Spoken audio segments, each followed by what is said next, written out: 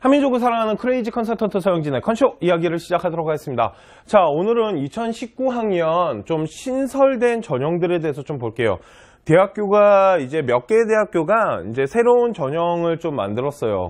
새로운 전형이다기보다는 기존에 있는 전형인데 그거를 이제 쓰지 않다가 이제 다른 학교와 비교했을 때 우리 학교도 이게 있으면 좋을 것 같아 라고 해서 신설된 학과 전형들이 좀 생겼습니다. 그 첫 번째 대학교는 바로 광운대학교인데요. 바로 보도록 하겠습니다. 자, 광운대학교는 공대가 좀 유명합니다. 로봇공학이나 뭐 이런 전자, 뭐 기계 그쪽으로 좀 유명한 학교긴 한데 그래서 광운대학교가 이번에 만든 전형은 바로 소프트웨어 특기자입니다. 그런데 그걸 이제 좀 생각해야 돼요. 한번 좀 볼게요. 소프트웨어 특기자 우수 인재로 인원은 30명을 뽑고요. 1단계로 서류 100%, 그리고 2단계 서류 70%에다가 면접을 30% 본대요. 면접이 생각보다 비중이 그렇게 높지는 않지만 특기자 전형은 이 면접 비중을 조금 뭐라 그래야 될까? 좀 신중하게, 그러니까 준비를 좀 많이 해야 됩니다. 왜 그러냐면 제가 그런 얘기를 되게 많이 해요. 면접 같은 경우 학생부 종합전형에서 면접은 비중이 20% 30% 들어가는 것 중에 대부분이 서류 신뢰도입니다. 그렇기 때문에 면접을 그렇게 뭐 서류 신뢰도에 대한 진실성이 있는 준비를 하면 됩니다. 어렵지 않아요. 말 잘하는 아이 뽑는 게 아닙니다 라는 얘기를 정말 많이 했었는데 특기자 전형은 솔직히 좀 그렇지 않습니다. 특기자 전형 같은 경우는 서류 안에 솔직히 특기자 전형 일명 소프트웨어나 컴퓨터에 대한 아이의 어떠한 능력이나 이런 게 들어가 있기 때문에 그거에 대해서 점검을 할 때 면접에서 좀 중요한 부분을 차지하게 됩니다. 그래서 특기자, 소프트웨어 특기자 같은 경우는 면접을 준비하는 데 있어서 좀 많은 시간을 투자를 해야 되고요. 또한 컴퓨터 그러니까 학생부 종합전형으로 뽑는 게 아니잖아요. 소프트웨어 특기자 같은 경우는 학생부 종합전형과 좀 다르게 학업 성적이 좀 낮더라도 어떠한 이 컴퓨터나 IT 쪽에 조금 특기성을 보이는 학생을 뽑다 보니까 성적이 생각보다 조금 낮은 편이 있습니다. 그래서 생각해봤어요. 광운대학교는 도대체 어떤 아이들이 지원을 할까라고 생각해봤더니 일단은 뭐 한양대도 소프트웨어가 있고 성균관대 이런 뭐 국민대 이렇게 좋은 학교들이 일단은 먼저 포진을 하고 있어요. 그죠? 그 다음 라인으로 형성되는 학교들에 저는 광운대학교가 들어간다라고 봐요. 그리고 광운대학교와 가천대학교를 한번 생각을 해봤는데 그렇게 큰 차이가 있을까요? 라는 생각이 좀 들었습니다. 걷다 우리 뒤에서 이제 보겠지만 서울과학기술대학교도 이제 특기자를 만들었기 때문에 광운대학교 들어오는 아이의 특기성이 얼마나 강할지는 솔직히 좀 의문이에요. 그러다 보니까 한 3등급대 아이들 그리고 4등급 개초반 아이들이 어느 정도 특기를 가지고 도전을 한다라면 충분히 한번 해볼 만하지 않나 라는 생각을 좀 했고요. 광운대학교 소프트웨어 특기자 같은 경우는 일단은 위에 이제 뭐 한양대나 성균관처럼 이렇게 좋은 대학교가 일단은 특기자 전형에 좀 높은 우수한 학생들이 빠질 거라고 생각을 해요. 그리고 그 밑에 있는 학생들이 뽑히는 것만큼 컴퓨터에 대해서 조금 관심을 갖고 어느 정도 뭐 C 언어나 코딩이나 이런 거 조금 할 줄 안다라면 그리고 외부 수상이 좀 있다라면 도전해 볼 만합니다. 우리 아이가 성적이 좀 낮더라도. 그래서 광운대학교 소프트웨어 특기자 같은 경우는 괜찮은 것 같아요. 그래서 타 대학교 소프트웨어 라인이랑 한번 따져봐야 된다는 게 뭐냐면 아까 제가 말씀드린 한양대학교랑 이렇게 성균관처럼 좀 높은 학교들, 걷다 성균관대학교는 이번 년을 기점으로 아마 소프트웨어 특기자가 없어지는 걸로 알고 있어요. 그렇기 때문에 요번에 이제 마지막 이제 기회다 보니까 좀 많은 학생들이 몰릴 것 같은데 일단은 타 대학교, 그러니까 광운대학교보다 좋은 학교들이 소프트웨어 특기자 라인이 좀 형성이 돼 있기 때문에 그거보다는 좀 약한 학생들이 오지 않을까라고 생각하고 성적 부분도 학업 성적과 비교과 활동이 있다면 저는 비교과 활동, 일명 특기자 전형에 맞는 활동, 전공 적합성이 좀 강해야 되지 않나? 라고 생각을 합니다. 자, 광운대학교 소프트웨어 특기자 같은 경우 이제 저희가 컨쇼가 생각했을 때 3등급, 4등급 아이가 어느 정도 비교과 활동을 통해서 뭐 컴퓨터나 IT 이쪽으로 좀 관심을 보이고 학교 뭐 수상이 있고 외부 활동을 좀 했다라면 충분히 지원해 볼 만한 학교라고 생각이 듭니다. 자, 이게 첫 번째 광운대학교의 소프트웨어 특기자였고요. 자, 두 번째는 서울과학기술대학교입니다. 국립대학교죠. 어떻게 보면 좀 인기가 많아지기 시작했습니다. 왜 그러면 등록금이 일단 싸요. 그죠? 그러다 보니까 서울과학기술대학교 말 그대로 공과대학입니다. 그러니까 자연계 대학교고요. 자, 그런데 두 가지가 신설이 됐어요. 첫 번째는 교과 전형이 생겼습니다. 교과 전형은 학생부 교과 100%고요. 문과 같은 경우는 최저가 있는데요. 국어, 수학, 영어, 탐구 중에 합 6입니다. 그러니까 3, 3 나오면 되네요. 그죠? 그리고 자연계 학생 같은 경우도 2개 영역 합 6인데요. 그러니까 3, 3 나오면 되는데 문과 같은 경우는 교차가 되는 것 같아요. 수학 가형과 탐구가 들어가는데 과탐이 포함이 되고요. 자연계 같은 경우는 수학 가형과 과탐만 된다고 하니까 문과 아이들이 교차는 할 수가 없네요. 그래서 학생부 교과 어느 정도일까요? 아직 신설됐기 때문에 뭐 데이터가 나와 있는 건 없는데 좀 예상을 해봤을 때 저는 솔직히 서울과학기술대학교가 인하대학교 공대보다 좋다라고 생각하지는 않아요. 그래서 인하대학교를 기준으로 삼았을 때 2등급 초반에서 2등급 중반까지 걷다가 문과보다는 자연계 대학이 워낙 강한 학교 성격을 나타내기 때문에 자연계 학생 같은 경우는 2등급 중반까지도 어떻게 들어올 수 있는 길이 좀 열리지 않나?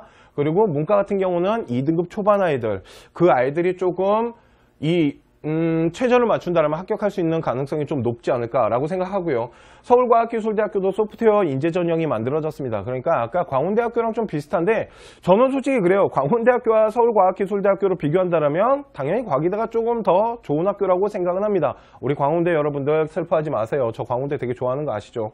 소프트웨어 특기자 같은 경우 그러다 보니까 솔직히 광운대보다는 솔직히 조금 좋은 자원들이 들어오지 않을까. 그래서 내신 등급 때도 한 3등급 대 아이들이 한 4등급 개초반도 오긴 하겠지만 3등급 대가 좀 많은 주류가 이루어질 것 같고요. 그리고 어느 정도 학교에서 IT 활동이나 그리고 뭐 이런 컴퓨터에 대한 관심도 그리고 외부 활동이 어느 정도 들어가서 형성한다면 서울과학기술대학교가 제가 생각했을 때는 광운대보다는 조금 더 좋은 자원이 뽑히지 않을까라고 정말 조심스럽게 예상을 해봅니다.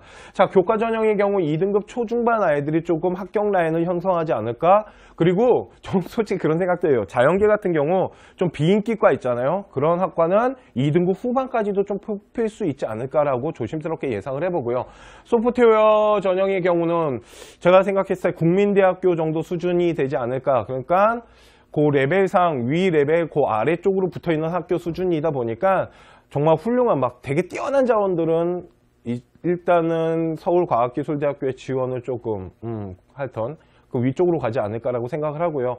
그 밑에 수준, 그러니까 광운대나 가천대보다는 솔직히 좀 좋은 자원이 들어오지 않을까라고 조심스럽게 예상을 해봅니다.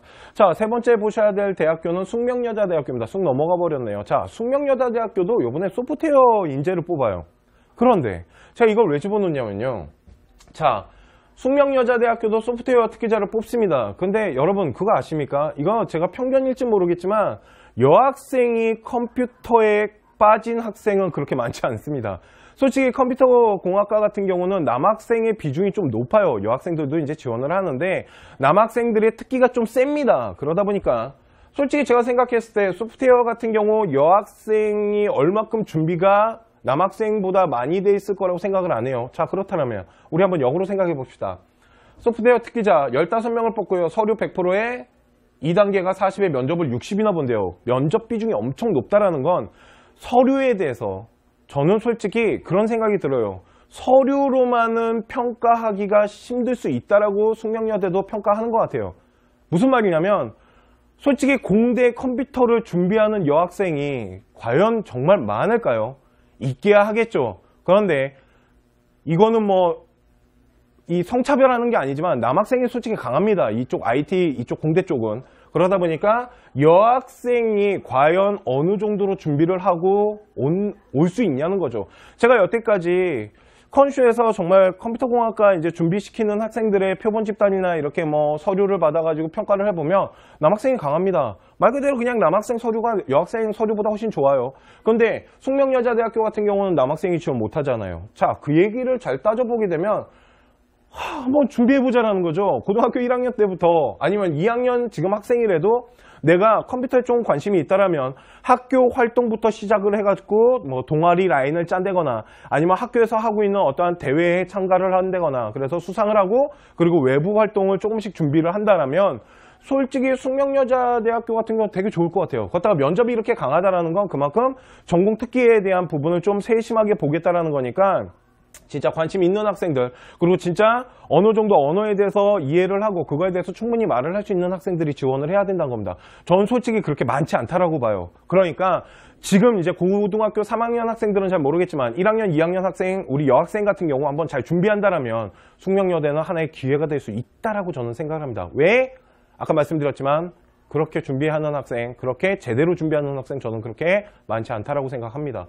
자, 컴공에 관심 있는 여학생에게 기회가 될 수 있고요. 남학생 기준으로 제가 봤을 때 가천대 정도 특기면은 숙명여대는 한번 지원해 볼 만하지 않을까? 특히 이번 년 같은 경우는 왜 그러냐면 첫 해 시행했기 때문에 그렇게 강하진 않을 거라고 생각을 합니다. 자, 그리고 학업 역량이 중요하대요. 그래서 숙명여자대학교 같은 경우는 여학생인데다가 좋은 자원들은 당연히 위쪽으로 다 빠지겠죠. 한양대, 성균관 그쪽으로 다 빠지고 그 나머지 자원인데 숙명여자대학교 수준은 어느 정도인가요? 제가 봤을 땐 서울과학기술대학교 그 정도라고 생각을 하고요. 남학생을 기준으로 했을 땐 가천대, 광운대 그 정도 수준이라고 생각합니다. 한번 우리 여학생 여러분들 도전해 보십시오. 전 괜찮다고 생각을 합니다. 걷다가 지금 대한민국은 하드웨어가 엄청 강한 나라지 소프트웨어가 강한 나라가 아닙니다. 솔직히 하드웨어에 비해서 소프트웨어가 정말 많이 뒤처지고 있어요. 그러다 보니까 뭐 4차 산업혁명이라는 어떠한 명목하에 지금 소프트웨어 인재를 정말 많이 양성하기 위해서 대학교가 많은 인재를 선발하는 것도 있고 국가에서 그만큼 지원이 많이 나가고 있다는 겁니다. 그러니까 소프트웨어 같은 경우는 좀 좋은 시장이지 않나? 그리고 나중에 취업하는데도 솔직히 좀 좋지 않을까라고 생각하고요. 수능 최저는 없네요. 자, 그 다음으로 보셔야 될 학교는 바로 인하대학교입니다. 자, 이제 소프트웨어에서 좀 벗어납시다. 자, 인하대학교 같은 경우는 학교장 추천을 이제 시행을 합니다. 인하대학교 같은 경우는 항상 학생들을 뽑을 때 어떻게 뽑았냐면 교과전형이랑 미래인재라고 해서 학생부 종합전형 이렇게 두 가지로 뽑았어요. 그러니까 교과전형 같은 경우는 단수 정량화된 수치를 돌려갖고 줄을 세웠었고요. 거기에 최저를 맞춰서 들어오는 거였고요. 미래인재 같은 경우는 학생부 종합전형으로서 우리 이제 컨슈에서 항상 말하는 4대 요소 이거를 준비를 해서 이제 들어오는 학생들이었는데 여기에다가 뭘 집어넣냐면 학교장 추천이라는 걸 집어넣습니다. 학교장 추천 같은 경우는 학교당 5명까지 추천을 받을 수 있고요. 최저가 없습니다. 자, 그러면 누가 올까요? 지금부터 한번 따져보겠습니다. 인하대학교는 솔직히 인천에 있는 학교입니다. 그래서 인천 학생들한테 그렇게 상위권 학생들한테 인기가 많지는 않습니다. 이상하게 요즘 인천이 어떤 색깔을 좀 나타내냐면 인하대 갈래? 동국대 갈래? 그러면 동국대 간답니다.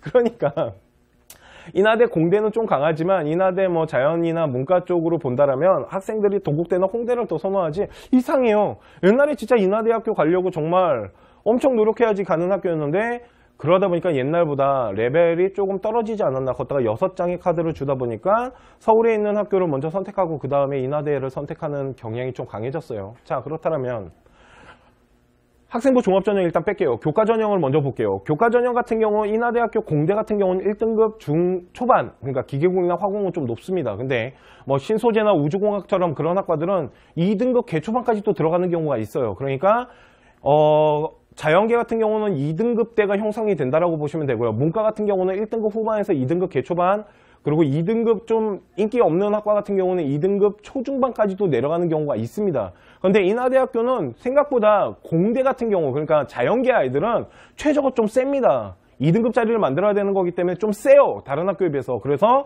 최저 맞추는 거에 대한 부담이 생각보다 되게 많을 겁니다. 그러다 보니까 만든 게 제가 봤을 때는 학교장 추천이에요. 자, 미래인재와 학교장 추천을 좀 비교를 해볼게요. 미래인재 같은 경우는 4대 요소를 정량화된 게 아닌 어떻게 정성평가를 하는 겁니다. 학교에서 학교 수준도 보고 우리 아이의 전공 적합성, 학업 역량, 인성 이런 것들을 다 종합평가를 했을 때 나오는 점수라면 학교장 추천 같은 경우는 학교에서 추천을 받고 온 아이이기 때문에 어느 정도 공부를 한다는 베이스는 깔겠죠. 그러니까 너 학교에서 공부 좀 하던 애야? 그러니까 우리 일단 최저는 빼줄게. 왜 그러냐면 교과전형 같은 경우는 학교 수준을 알 수가 없기 때문에 그 학교 수준을 조금 보강할 수 있는 게 최저거든요. 그래서 최저를 본다라면 학교장 추천 같은 경우는 어느 정도의 학교 수준을 볼 수가 있겠죠. 인하대학교가. 그래서 학교에서 5명이 왔다라는 거는 솔직히 뭐 상위권 아이들 이제 다 빠진다고 볼게요. 인하대 안 넣겠죠. 그러면은 제가 봤을 때는 1등급 후반에서 2등급 초반 아이들이 받아서 올 거라는 그 전제 조건 하에 그러니까 어느 정도는 공부는 하는구나. 그 상태에서 생기부를 보겠다라는 겁니다. 그래서 서류를 100%를 평가를 하는 거고요. 수능 최저도 없는 데다가 이 전형은 제가 알기로 면접도 지금 없습니다. 그러니까 완전 서류 가지고 가는 거예요. 그러니까 서류를 진짜 잘 만들고 추천을 받는다라면 합격을 할 수 있는 길인데 자 그러면 세 파트로 나눠지는 거예요. 인하대학교는 완전히 내신 좋은 아이는 학교장 추천을 넣을까요? 아닙니다. 더 좋은 대학교 가겠죠. 그리고 정말 내신이 좋은데 최저를 맞출 수 있는 학생들이 일단 학교장 추천은 넣지 않을 겁니다. 일단 빠지는 아이들 그리고 내가 내신이 좀 낮고 어느 정도 비교과 만든 아이들은 미래 전형인 학종을 집어넣을 거예요. 그 나머지 아이들이 학교장 추천으로 오니까 학교장 추천은 그런 생각이 좀 들었습니다. 첫 번째는 공부를 좀 할 줄은 알아야 돼요. 그런데 완전히 최상위권은 아니더라도 1등급 후반에서 2등급 초반 아이들이 아마 좀 경쟁이 붙을 것 같고요. 두 번째, 어느 정도 비교과만 만들어 놓으면 됩니다. 미래인재만큼, 그러니까 학생부 종합전형만큼 비교과가 잘 돼 있지 않아도 어느 정도의 기회는 생길 거라고는 생각이 좀 들어요. 그러니까 요렇게 지금 전형이 3개다 보니까 내가 어떤 전형에 가장 잘 적합한지를 한번 잘 따져보셨으면 좋겠습니다. 학교장 추천 같은 경우는 다시 말씀드리면 어느 정도 내신이 나오는데 비교과 활동에 기본 베이스만 돼 있다라면 한번 해볼만 하고요. 미래인재 같은 경우는 내신이 좀 낮더라도 내가 비교과 활동을 좀 열심히 해서 스펙을 좀 잘 쌓아놓고 무엇인가 생기부를 종합적으로 만들어놨다면 미래인재가 낫네요. 그러니까 미래인재는 2등급, 3등급, 심지어 4등급, 거기다가 특목고는 5, 6등급까지 뽑히는 학교이기 때문에 거기다가 교과 전형은 단순 내신이 높고 최저를 맞출 수 있는 학생. 그러니까 지금 전형이 3개인 겁니다. 나한테 가장 잘 맞는 전형은 무엇일까요? 제가 만약 인하대학교를 가고 싶다라면, 제가 인하대학교 지금 목표를 하고 있다라면 학교장 추천 받으면서 교과 전형 같이 받쳐서 집어넣을 것 같습니다. 이렇게 2개 한꺼번에 질러 보는 거죠.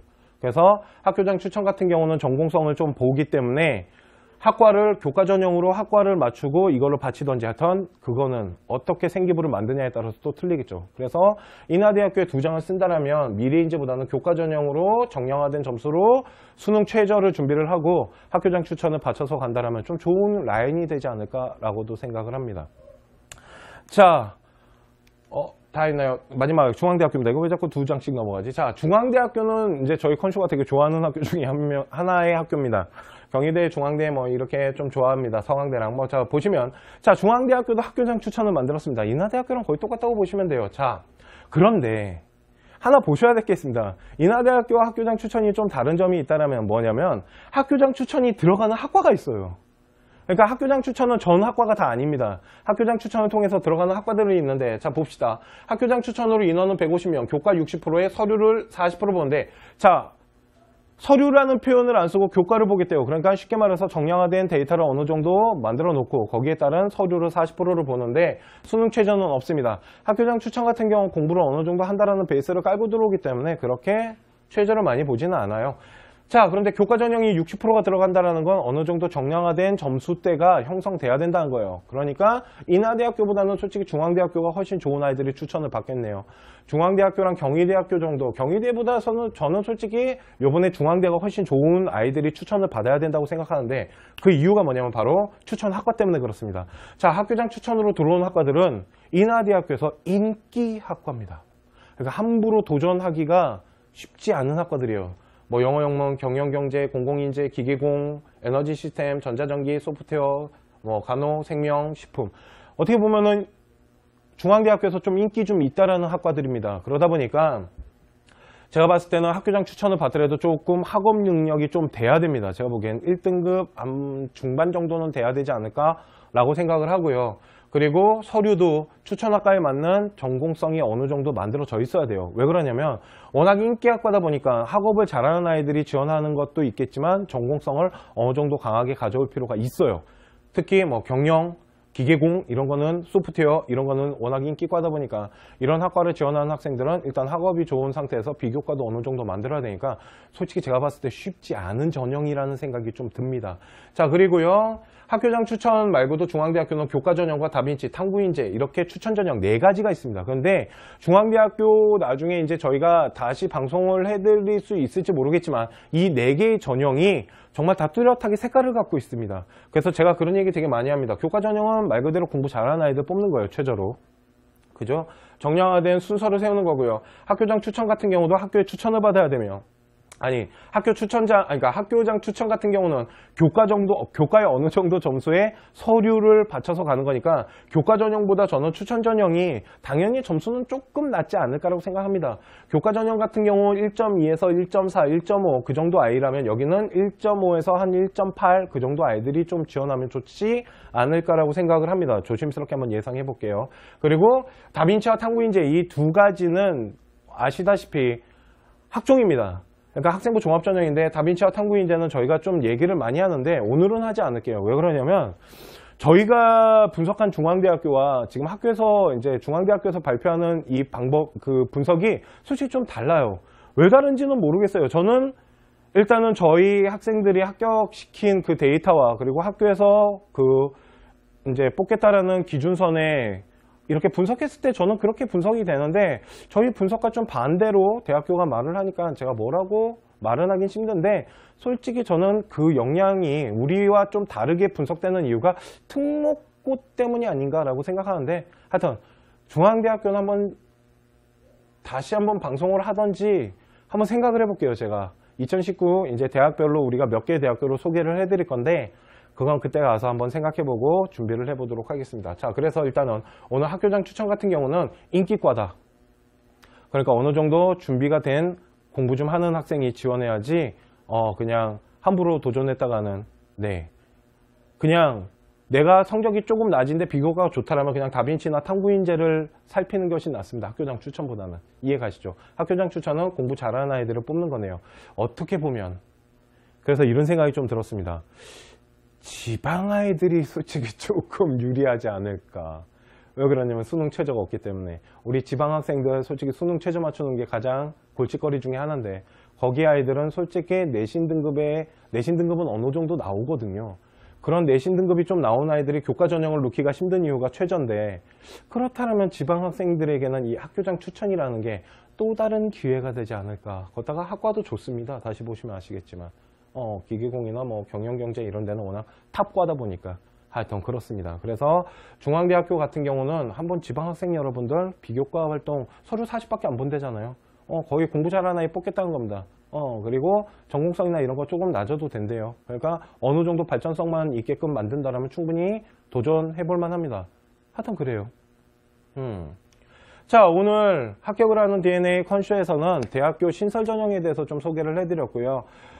소프트웨어 특기자가 좀 늘어나고 있습니다. 좀 늘어나고 있고요. 근데 이게 되게 늘어나는 것처럼 보이지만 또 없애는 학교들도 되게 많아요. 아까 말씀드렸지만 성대도 이번 학년까지만 뽑겠다라고 하고 세종대학교도 없어졌고 하여튼 없어지는 만큼 또 다시 생기는 것 같은데 하여튼 소프트웨어 특기자는 완전히 그렇게 다 없어지진 않을 것 같습니다. 몇 년 안에. 그러니까 컴퓨터에 대한 관심이 좀 있고 그러니까 좀 전공성을 강하게 가져갈 수 있는 학생이라면 한번 준비를 좀 꾸준히 해서 지원해 볼 만하지 않나라고 생각을 하고요. 학교장 추천이 좀 늘어난다라는 거는 그만큼 공부 좀 하는 아이들을 선별해내고 중앙대학교나 인하대학교 같은 경우는 지방 학생들한테도 어떻게 보면 기회가 될 수 있겠죠. 최저가 없으니까. 그러니까 이런 부분들을 좀 잘 보고 준비를 해 주셨으면 좋겠습니다. 자, 오늘 컨쇼 방송 신설 전형에 대해서 말씀을 드렸고요. 오늘 방송은 여기까지 하도록 하겠습니다.